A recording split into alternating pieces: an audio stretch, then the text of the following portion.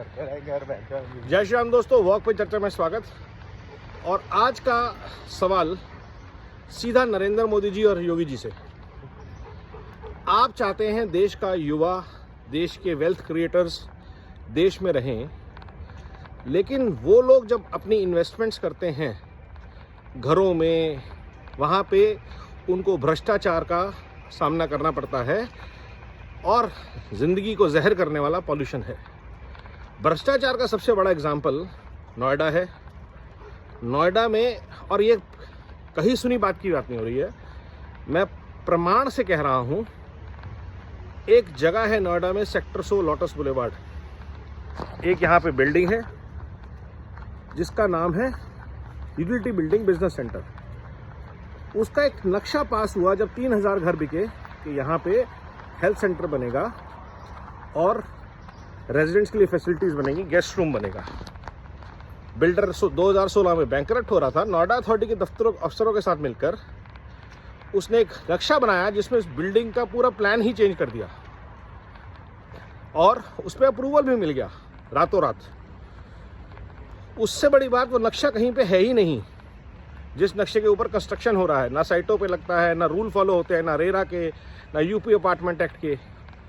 और लड़ने का जो बोझ है वो रेजिडेंट्स का है जिनके साथ चोरी हुई। तो बेईमानों को डर नहीं है कि उन्होंने बेईमानी करी, जिम्मेदारी उन लोगों की है जिनके साथ चोरी हुई। वो लड़ रहे हैं 10 साल से, हम लड़ रहे हैं। मेरी दाढ़ी काली से सफ़ेद हो गई 10 साल के संघर्ष में, लेकिन इस भ्रष्टाचार पे लगाम नहीं लग पा रही। हम कोर्टों में केस कर रहे हैं, नोएडा अथॉरिटी में अपीलें कर रहे हैं। और हद ये कि पीएमओ में जब मैंने कंप्लेंट करी रिग्रेसल पोर्टल पे, वहाँ पे भी नोएडा अथॉरिटी के ऑफिसर्स ने झूठा रिप्लाई दायर किया कि ये 2016 में रेजिडेंट्स की सहमति 3000 लोगों ने साइन किया, जबकि 2016 में 1000 लोग यहाँ रहते थे। जो one sided builder buyer agreement है जिसमें आपने कुछ भी कागज़ पे साइन करवाया है, उसमें डीम कंसेंट को बिल्डर और नोएडा अथॉरिटी के माफिया यूज़ कर रहे हैं रेजिडेंट्स के हक के खिलाफ। कैसा लगेगा अगर मैं आज संसद भवन में जाके बोल दूं कि मेरा होटल है यहाँ पे, सैंक्शन पास चेंज करा दिया मैंने। पूरे देश में हाहाकार मच जाएगा कि ये कैसे हो सकता है। आप लोग वक्फ की ज़मीनों पे तो बहुत हल्ला मचा रहे हैं। सब लोग बोलते हैं जी वक्फ ने किया। यहाँ सामने ने बिल्डर और नोएडा अथॉरिटी मिल के माफियागिरी कर रहे हैं। भ्रष्टाचार सामने है, खुला है। इतने सालों से आवाज़ उठाई जा रही है और कोई कुछ नहीं कर रहा। सीईओ से मीटिंग हुई, उन्होंने हाथ खड़े कर दिए कि जी सैंक्शन प्लान है।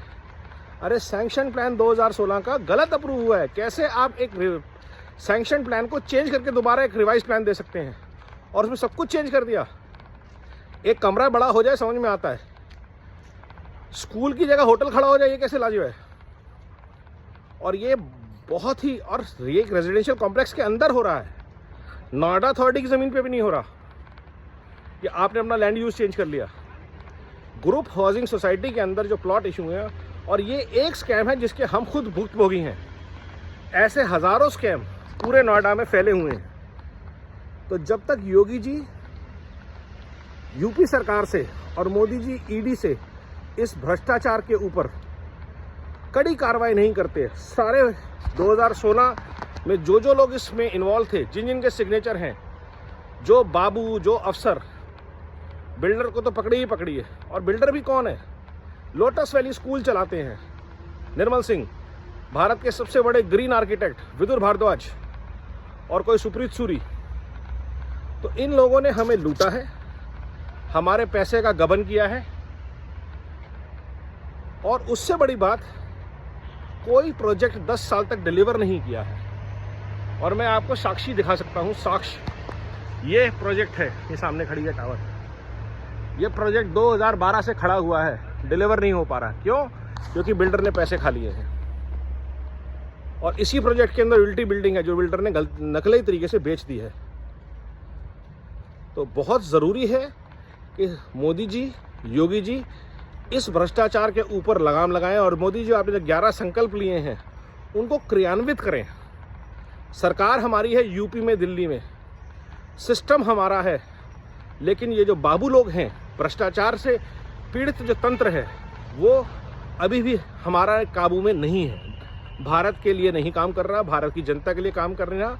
और ऐसी स्थिति में जो वेल्थ क्रिएटर्स हैं वो फ्रस्ट्रेट होके अगर भारत छोड़ेंगे तो सवाल कहीं और उठेगा।